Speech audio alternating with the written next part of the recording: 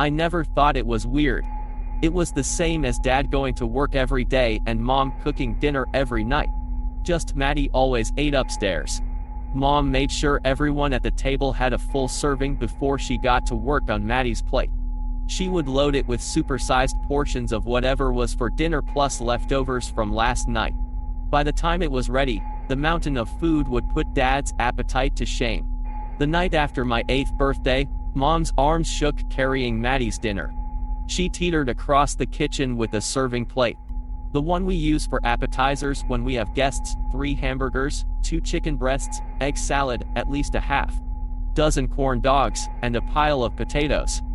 Squeezed next to that were pork chops, meatballs, shrimp fried rice in a Tupperware, and a full mixing bowl of mac and cheese. "Do you need help, honey?" Mom shook her head, finding her balance on the stairs. "Oh no, Mama's got it. Maddie's not feeling well today. Don't stuff him now." I turned to Dad. Frankly, I was in a bad mood. Maddie hadn't wished me a happy birthday yet. In fact, he hadn't come out of his room all day. Yesterday. He was 2 years older than me, and our sibling rivalry ran deep. Why does Maddie need that much food? What if I'm still hungry? Why doesn't he just come down and eat it here? He's a growing boy, you know. Puberty's hitting him. That's a time when every kid undergoes remarkable changes. You'll see. He ignored my other question, so I asked again. Dad put his fork down. "Your brother is self-conscious. I know, we've told him it's silly. But we're respecting his decision, giving him time. And you should too. He's your big brother, but he doesn't have one. What he's going through can be scary." I crossed my arms. "Sounds like a big baby." "Enough." His voice cut through me. He spoke through his teeth. "Apologize." I mumbled under my breath. "Excuse me. I'm sorry." Dad nodded. Mom came down a minute later and we finished our dinner in silence. In bed, I began to plot a nasty trick. The next day after the bus dropped me off, Mom told me she was going for groceries and to stay in the house in case Maddie needed anything. I went up to his room and knocked on the door. "Matty." There was no response. "Some of my friends from school are coming over today. Do you want to play with us?" Again nothing. I made a face and started down the steps. He wasn't making this easy. Halfway down the stairs, there was a sound from behind his door. "Matty." Something dragged a short distance before stopping.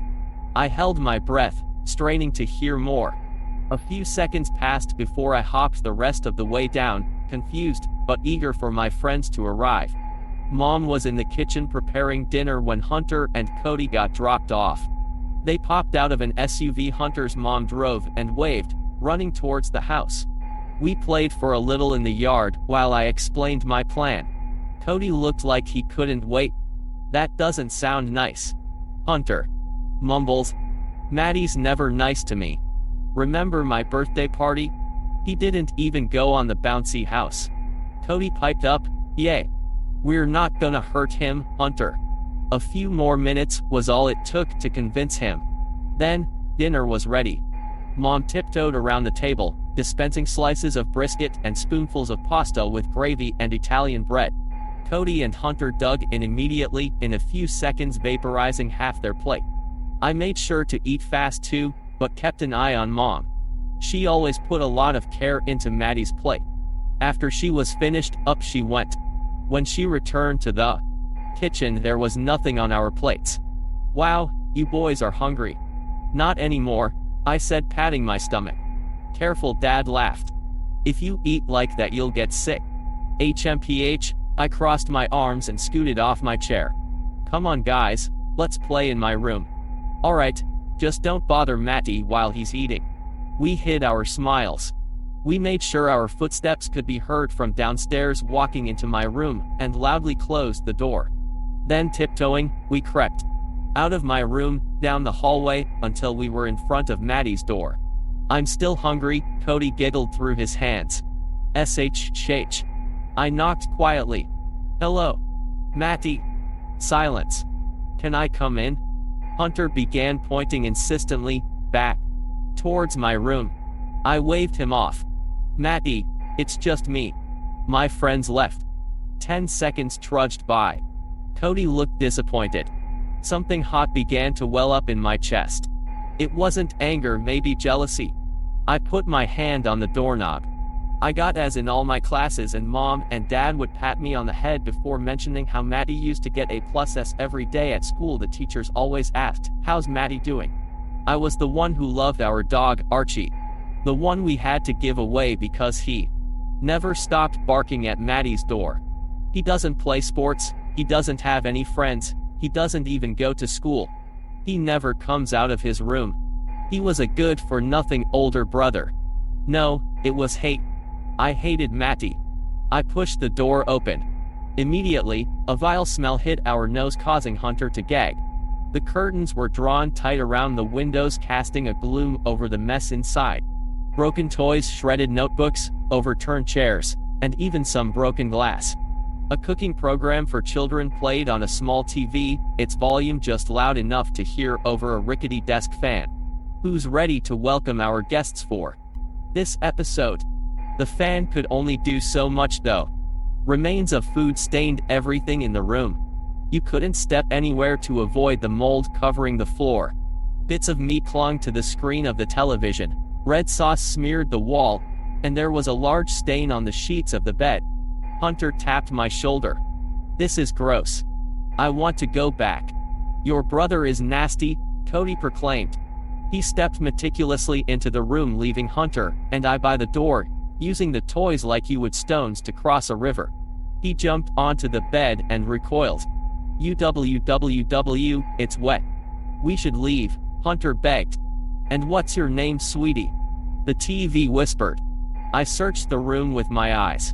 It was my first time inside in years. I remember when me and Matty used to be inseparable. I may have hated him, but it'd been so long since I'd seen him. "I'm Emily." Cody bounced on a dry part of the bed, laughing. "So where's the good food?" "Hold on," I said. "Matty." "Why Emily? You look good enough to eat." It was just unfortunate when Matty's accident happened. When I thought about it, I don't think I've actually seen him since that field trip. Mom and Dad would show me recent pictures and videos of him, but I can't tell if he looks older or not. It was partly my fault. I was distracted with all the gifts Mom and Dad got me afterward. They treated me with some of the money they got from the stem cell lab in court. Matty's accident was all their fault, Mom and Dad said. Something shifted from the far side of the room. Cody's face lost its color. "Cody, let's go." When his feet hit the ground, a pale hand darted from beneath the bed. Cody tumbled to the floor, shrieking, "Help!" Cody squealed. There was a clattering from the kitchen, and footsteps hurrying up the stairs. Hunter ran out of the room wailing. I was glued in place by a morbid fixation. The hand that was clamped tightly around Cody's ankle. Was that Matty's? That thing, impossibly tall, clambering out from underneath the bed. That couldn't be my 10-year-old brother, right? I felt my dad's arm scoop me up and rush me into the hall. Before he shut the door, I could see Mom with her arms raised in front of a monster. It was holding Cody upside down. Its swollen belly dragged along the floor, as if it had swallowed a boulder. I blacked out. The reason I'm writing this is because I didn't remember Matty until a few days ago. I'm in my 30s. For the past month, my wife has encouraged me to go to a specialist due to night terrors that began last year. They had started infrequent, but recently it's been every other night that my cries disturb our sleep. I met with a woman who put me under some sort of hypnosis to help remember trauma. I woke up with those terrible memories. She told me the event could have been rejected from my memory naturally due to the severity of it. Or another specialist had induced amnesia on me. I had even forgot about Hunter and Cody. I looked for them both on social media and was able to get in contact with Hunter. He wasn't very receptive at first, but he agreed to meet after hearing my situation. We sat at a bar. He gulped down his liquor before speaking. My memory is a bit funky too. I was in a mental hospital for a couple months. We moved, and I learned how to push it away. The memory. In college, I found out it was labeled a kidnapping. What do you mean? Cody never made it out of the house. That, I remember. Your parents did a damn good job.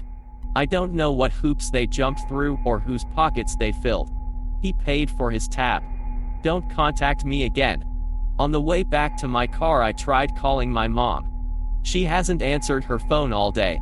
My dad passed away last year, but my mom still lives at my childhood home. I need to talk with her. In person. And maybe I'll burn that house down on my way out.